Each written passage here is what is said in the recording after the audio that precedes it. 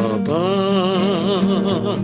haleluya, Engkau sungguh baik, kasih-Mu melimpah di hidupku, amin, haleluya. Bapa-Ku Tuhan Yesus, ku berterima kasih berkat-Mu hari ini yang Kau sediakan bagiku, amin, haleluya. Tunaikan syukurku buat hari yang Kau beri, habis-habisnya kasih dan rahmat-Mu, amin, haleluya. Selalu baru dan tak pernah terlambat pertolongan-Mu, haleluya. Besar setia di sepanjang hidupku, amin, haleluya. Bapa,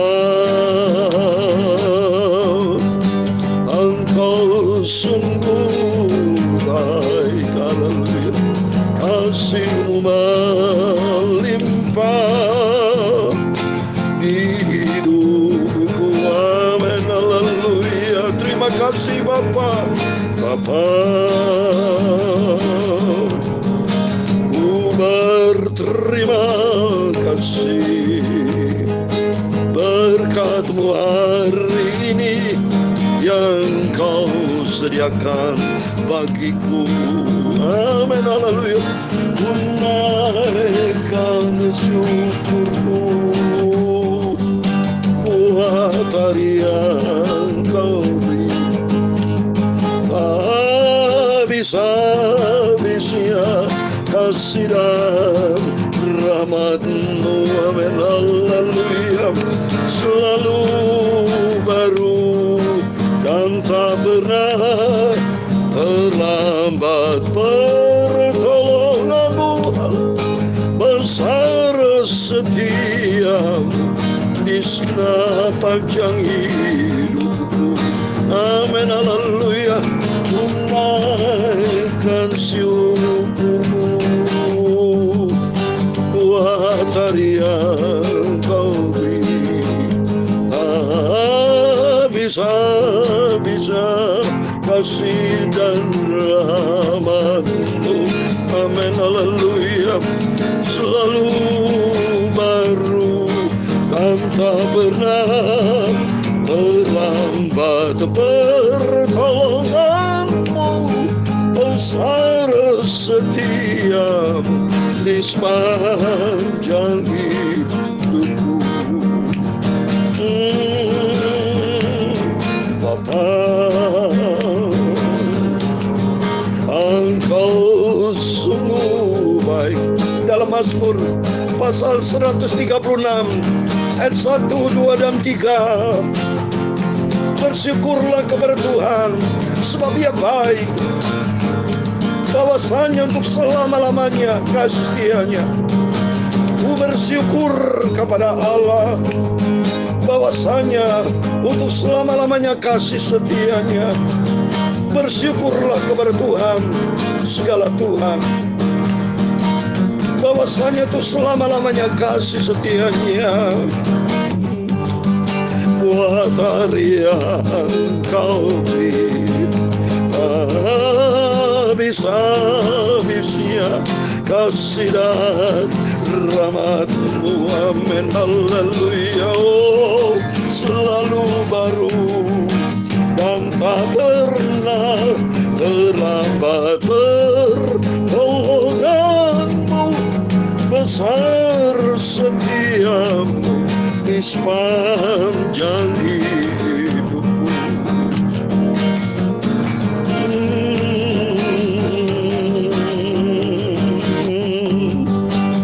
Ya Tuhan, punya mula kebesaran dan kejayaan, kehormatan dan kemasyhuran dan keagungan. Ya, segala-galanya yang ada di langit dan di bumi. Amin, haleluya. Ya Tuhan, punya mula kerajaan, dan Kau yang tertinggi itu melebihi segala-galanya sebagai kepala. Sebab kekayaan dan kemuliaan berasal daripada-Mu, dan Engkau yang berkuasa atas segala-galanya. Dalam tangan-Mu lah kekuatan dan kejayaan. Dalam tangan-Mu lah kuasa membesarkan dan mengukuhkan segala-galanya. Amin, haleluya. Selalu baru dan tak pernah terlambat pertolongan-Mu, besar setiamu di sepanjang hidupku.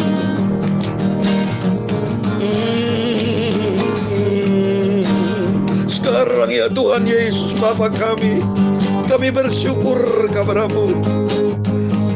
Kami berterima kasih buat rahmat-Mu, buat kebaikan-Mu, anugerah-Mu yang sungguh besar Bapa.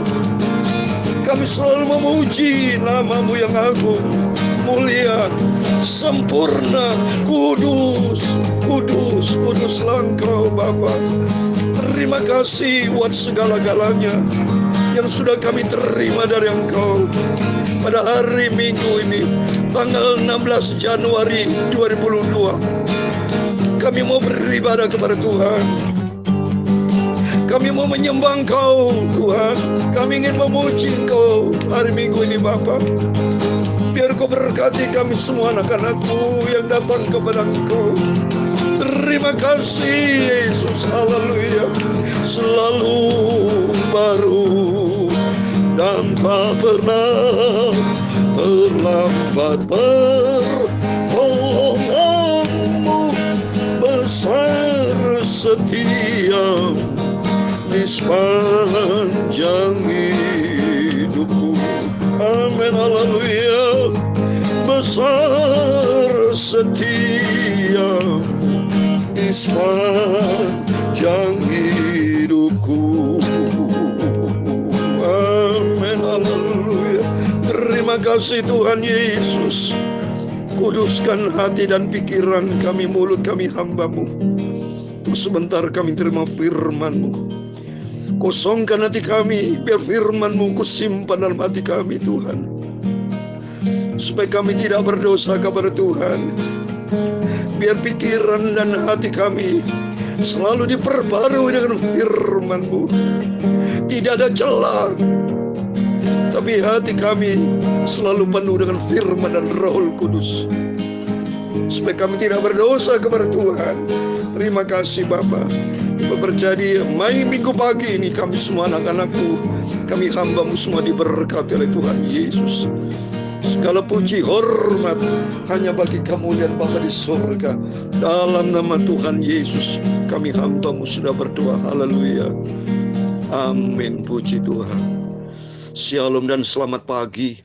Selamat hari Minggu, harinya Tuhan Bapak Ibu. Kita mau beribadah kepada Tuhan. Semuanya kita menyembah Tuhan dan memujiakan Tuhan. Sebab tidak ada juru selamat lain, hanya di dalam Dia, Yesus Kristus. Ini perintah Tuhan. Kalau saya mau bacakan dalam Keluaran pasal 23-25, ini perintah Tuhan. Keluaran pasal 23 ayat 25 dikatakan, tetapi kamu harus beribadah kepada Tuhan Allahmu. Maka Ia akan memberkati roti makananmu dan air minumanmu, dan Aku akan menjauhkan penyakit dari tengah-tengahmu. Amin. Diberkati Tuhan. Rohani, jasmani kita diberkati. Bahkan kita dipelihara oleh Tuhan. Dijauhkan segala penyakit, termasuk dijauhkan dari virus Omikron. Dalam nama Yesus. Bapak, Ibu, Saudara semua, mari kita berdekatan dengan Tuhan. Hati kita melekat dengan Tuhan. Sehingga demikian janji Tuhan. Tuhan akan pelihara dan memberkati kita. Amin, puji Tuhan. Mari kita kembali kepada firman Tuhan. Saya membaca saat ini pagi ini rutin, puji Tuhan atas rahmat anugerah Tuhan. Kita Samuel, kita sudah memasuki pasal yang ke-16 Bapak ya. Kemarin pasal 15, rutin tiap hari ini kita rutin, baik kita mau setia apapun keadaan kita. Yang penting mari kita konsisten. Kita mau setia, jaga hubungan sehat dengan Tuhan. Jaga kesetiaan kita kepada Tuhan Yesus sampai suatu hari kelak nama kita tertulis di dalam kerajaan, buku kehidupan kerajaan surga, buku kehidupan di surga bersama Tuhan Yesus. Amin, puji Tuhan. Saya mau baca kitab 1 Samuel pasal 16 ayat 1 sampai 23. Demikian firman Tuhan. Berfirman Tuhan kepada Samuel, berapa lama lagi engkau berduka cita karena Saul? Bukankah ia telah kutolak sebagai raja atas Israel? Isilah tabung tandukmu dengan minyak dan pergilah. Aku mengutus engkau kepada Isai, orang Betlehem itu, sebab di antara anak-anaknya telah kupilih seorang raja bagiku. Tetapi Samuel berkata, bagaimana mungkin aku pergi? Jika Saul mendengarnya, ia akan membunuh aku, firman Tuhan. Bawalah seekor lembu muda dan katakan, aku datang untuk mempersembahkan korban kepada Tuhan. Kemudian undanglah Isai ke upacara pengorban itu, lalu aku akan memberitahukan kepadamu apa yang harus kau perbuat. Urapilah bagiku, orang akan kusebut kepadamu. Samuel berbuat seperti yang diperintahkan Tuhan, dan tibalah ia di kota Betlehem. Para tua-tua di kota itu datang mendapatkannya dengan gemetar dan berkata, adakah kedatanganmu ini dengan membawa selamat? Jawabnya, iya benar. Aku datang untuk mempersembahkan korban kepada Tuhan. Kuduskanlah dirimu dan datanglah dengan daku upacara pengorbanan ini. Kemudian ia menguduskan Isai dan anak-anak yang laki-laki dan mengundang mereka ke upacara pengorbanan itu. Ketika mereka masuk dan Samuel melihat Eliab, lalu pikirnya, sungguh di hadapan Tuhan sekarang berdiri yang diurapinya. Tetapi berfirman Tuhan kepada Samuel, janganlah pandang parasnya atau perawakan yang tinggi, sebab aku telah menolaknya. Bukan yang dilihat manusia, yang dilihat Allah. Manusia melihat apa yang di depan mata, tetapi Tuhan melihat hati. Lalu Isai memanggil Abinadab dan menyuruhnya lewat di depan Samuel. Tetapi Samuel berkata, orang ini pun tidak dipilih Tuhan. Kemudian Isai menyuruh Syama lewat. Tetapi Samuel berkata, orang ini pun tidak dipilih Tuhan. Demikianlah Isai menyuruh ketujuh anaknya lewat di depan Samuel. Tetapi Samuel berkata kepada Isai, semuanya ini tidak dipilih Tuhan. Lalu Samuel berkata kepada Isai, inikah anakmu semuanya? Jawabnya, masih tinggal yang bungsu, tetapi sedang menggembalakan kambing domba. Kata Samuel kepada Isai, suruhlah memanggil dia, sebab kita tidak akan duduk makan sebelum ia datang kemari. Kemudian disuruhnya lah menjemput dia. Ia kemerah-merahan, matanya indah dan parasnya elok. Lalu Tuhan berfirman, bangkitlah, urapilah dia, sebab inilah dia. Samuel mengambil tabung tanduk yang berisi minyak itu dan mengurapi Daud di tengah-tengah saudara-saudaranya. Sejak hari itu dan seterusnya berkuasalah roh Tuhan atas Daud. Lalu berangkatlah Samuel menuju Rama. Tetapi roh Tuhan telah mundur daripada Saul, dan sekarang ia diganggu oleh roh jahat yang daripada Tuhan. Lalu berkatalah hamba-hamba Saul kepadanya, ketahuilah, roh jahat yang daripada Allah mengganggu engkau. Baiklah Tuanku menitahkan hamba-hambamu yang di depanmu itu mencari seorang yang pandai main kecapi. Apabila roh jahat yang daripada Allah itu hinggap kepadamu, haruslah ia main kecapi, maka engkau merasa nyaman. Berkatalah Saul kepada hamba-hamba itu, carilah bagiku seorang yang dapat main kecapi dengan baik, dan bawalah dia kepadaku. Lalu jawab salah seorang hamba itu, katanya, sesungguhnya aku telah melihat salah seorang anak laki-laki Isai, orang Betlehem itu, yang pandai main kecapi. Ia seorang pahlawan yang gagah perkasa, seorang prajurit yang pandai bicara, elok perawakannya, dan Tuhan menyertai dia. Kemudian Saul mengirim suruhan kepada Isai dengan pesan, suruhlah kepadaku anakmu Daud yang ada pada kambing domba itu. Lalu Isai mengambil seekor keledai yang dimuati roti, sekirbat anggur, dan seekor anak kambing. Maka dikirimnyalah itu kepada Saul dengan perantaran Daud anaknya. Demikianlah Daud sampai kepada Saul dan menjadi pelayannya. Saul sangat mengasihinya dan ia menjadi pembawa senjatanya. Sebab itu Saul menyuruh orang kepada Isai mengatakan, biarkanlah Daud tetap menjadi pelayanku, sebab aku suka kepadanya. ayat 23 terakhir. Dan setiap kali apabila roh yang daripada Allah itu hingga pada Saul, maka Daud mengambil kecapi dan memainkannya. Saul merasa lega dan nyaman, dan roh yang jahat itu undur daripadanya. Amin, puji Tuhan. Demikian firman Tuhan yang sudah kita baca di dalam kitab 1 Samuel pasal 16 ayat 1 sampai 23 di dalam nama Tuhan Yesus Kristus. Kepada Bapak Ibu Saudara semua yang setia baca rajin firman Tuhan, marilah Tuhan lihat hati kita Bapak Ibu. Tuhan mau supaya kita setia kepada Tuhan. Jangan seperti Raja Saul yang mengkhianati, dia tidak setia. Contoh orang tidak setia, yaitu tanda-tandanya dia tidak mau taat kepada perintah Tuhan. Seperti kalau Bapak Ibu Saudara semua harinya Minggu, harinya Tuhan, Bapak Ibu kalau tidak mau berbakti, berarti Bapak Ibu tidak taat kepada Tuhan. Tapi kalau kita mau taat, mari dengan segala kerendahan hati kita mau taat, karena di dalam nama Tuhan Yesus Kristus. Marilah Bapak Ibu Saudara yang saya cintai, mari kita cinta Tuhan Yesus. Kita mau setia kepada Tuhan, dan kita mau taat menjadi pelaku-pelaku firman Tuhan. Jangan seperti Saul yang mengkhianati Tuhan. Jangan seperti Yudas Iskariot yang tidak taat, ia mengkhianati Tuhan. Termasuk Esau, dia menjual hak kesulungannya. Contoh-contoh banyak di dalam Alkitab. Kalau mereka tidak setia. Istri Lot juga menjadi tiang garam karena tidak setia, tidak taat kepada perintah Tuhan. Marilah Bapak Ibu, melalui firman-firman yang selalu kita baca, makin penting kita baca firman Tuhan. Sehingga demikian kita makin hari makin mengerti. Kalau tadinya kita tidak rutin baca Alkitab, kita tidak mengerti nih. Akhirnya Raja Saul diganti dengan Daud yang dirupa Tuhan. Dan dampaknya yang sangat-sangat menyedihkan kalau kita lihat di sini. Begitu Saul dia tidak taat kepada perintah Tuhan, berarti hatinya itu tidak ada firman Tuhan. Maka bahaya loh Bapak Ibu. Kalau seseorang tidak ada firman Tuhan dalam hatinya, pasti roh jahat akan mengganggu. Seperti ini. 1 Samuel pasal 16 ayat 14 dikatakan, tetapi roh Tuhan telah mundur daripada Saul, dan sekarang ia diganggu oleh roh jahat yang daripada Tuhan. Artinya bukan Tuhan menciptakan roh jahat kepada dikasih kepada Saul, bukan maksudnya. Cerita awalnya itu kan dari Lucifer Bapak Ibu ya, supaya saudara tahu. Lucifer itu asal usulnya kan bintang timur ya. Dia itu malaikat, penghulu malaikat ya. Dia itu adalah malaikat puji-pujian, kayak ketua WL lah gitulah, sebagai ketua worship leader. Dipercayakan oleh Tuhan. Kalau Jibril pewarta firman. Kalau Mikail banyak saudara-saudara nama-nama malaikat itu ya. Mikail itu pesuruh Tuhan untuk pahlawan panglima perang. Nah itu kalau saudara baca di Wahyu, Mikail yang disuruh Tuhan untuk melawan iblis. Karena pada waktu Lucifer itu awalnya dia pesuruh Tuhan untuk puji-pujian, dia mengordinir memuji Tuhan, tetapi hatinya isinya itu tinggi hati. Kalau saudara baca di Yesaya 14, dia akan menyamai Tuhan. Tuhan kan sempurna, tak tertandingi. Begitu Tuhan lihat roh hatinya jahat itu Lucifer dicampakkan ke bumi. Maka dicampakkan ke bumi. Nah ini ya, ini menjadi iblis. Sejarah iblis itu sejarahnya. Iblis dengan roh jahat sama di situ. Begitu menjadi iblis dari sejak dulu itu mengganggu terus. Contoh siapa yang diganggu? Hawa diganggu ya. Melanggar perintah Tuhan Hawa. Harusnya tidak boleh makan buah kebanyakan jahat.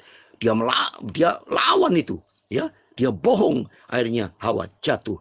Dan terus diganggu sampai detik ini. Termasuk Raja Saul. Raja Saul dia mengkhianati Tuhan. Dia tidak taat kepada firman Tuhan, berarti ada celah. Berarti hati Saul membuka celah buat iblis. Iblis masuk. Sehingga kalau hati kita kosong, iblis masuk, berarti Tuhan izinkan. Maksudnya Tuhan izinkan kayak kita juga sama.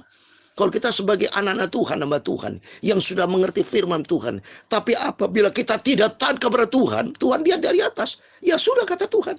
Kalau kamu tidak taat kepada firman Tuhan, berarti hati kita kosong, tidak diisi dengan firman Tuhan.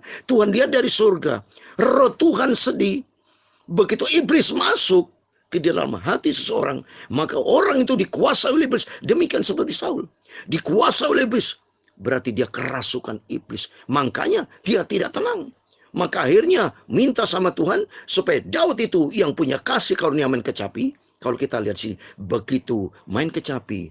Dan karena, ingat saudara, bukan main kecapinya. Karena Daud sudah diurapi Tuhan. Karena Daud di ayat 13, dikatakan 1 Samuel 16 ayat 13. Samuel mengambil tabung tanduk yang berisi minyak itu dan mengurapi Daud. Nah ini, Daud sudah diurapi Tuhan. Dan sejak saat itu, ya, berkuasalah sejak hari itu dan seterusnya. Berkuasalah roh Tuhan atas Daud. Sehingga roh Tuhan ada di dalam kehidupan Daud. Dan kalau roh Tuhan ada bersama kita dikuasai roh Tuhan, maka kita ada damai sejahtera, ada kebenaran, ada sukacita Roh Kudus. Oleh karena biar kita mau cinta Tuhan dengan sungguh-sungguh. Katakan, Tuhan, Engkau sungguh baik, sangat baik, Bapa. Engkau sungguh baik. Amin. Haleluya. Kasih-Mu melimpah. Haleluya.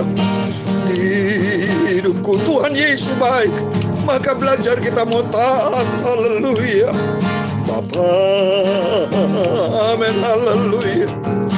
Ku berterima kasih berkat-Mu hari ini yang Kau sediakan bagiku. Ku naikkan syukur, haleluya. Ku naikkan syukurku, amin, haleluya. Buat hari yang Kau habis-habisnya kasih dan rahmat-Mu, amin, haleluya.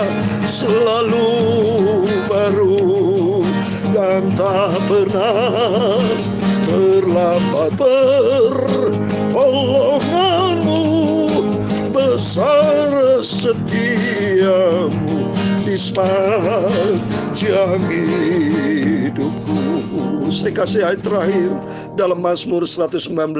Maka pentingnya hati ini dia selalu diisi dengan firman Tuhan.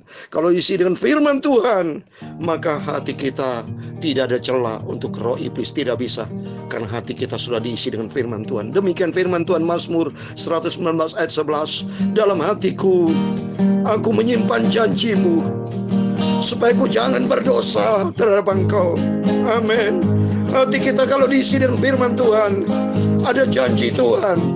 Tapi kalau tidak ada firman Tuhan, bisa berdosa. Buktinya Saul berdosa dan ada roh jahat mengganggu. Tapi kalau kita diisi dengan firman Tuhan, maka hidup kita dipimpin oleh Roh Kudus. Amin, amin, haleluya. Melambat pertolongan-Mu, haleluya. Besar setia-Mu di sepanjang hidupku. Besar setia-Mu, besar setia-Mu di sepanjang hidupku. Amin. Tuhan memberkati engkau dan melindungi engkau. Tuhan menyinari engkau dengan wajah-Nya dan memberi engkau kasih karunia. Tuhan menghadapkan wajah-Nya kepadamu dan memberi engkau damai sejahtera. Bapa kami yang di surga, dikuduskanlah nama-Mu, datanglah kerajaan-Mu, jadilah kehendak-Mu di bumi seperti di surga. Berikanlah kami pada hari ini makanan kami secukupnya, dan ampunilah kami akan kesalahan kami, seperti kami juga mengampuni orang yang bersalah kepada kami. Dan jangan membawa kami ke dalam pencobaan, tetapi lepaskanlah kami daripada yang jahat, karena Engkaulah yang punya kerajaan dan kuasa dan kemuliaan sampai selama-lamanya. Amin. Puji Tuhan. Tuhan memberkati Bapak Ibu Saudara semua. Selamat beribadah baik online onsite. Tuhan bersama kita. Immanuel. Puji Tuhan. Haleluya. Amin.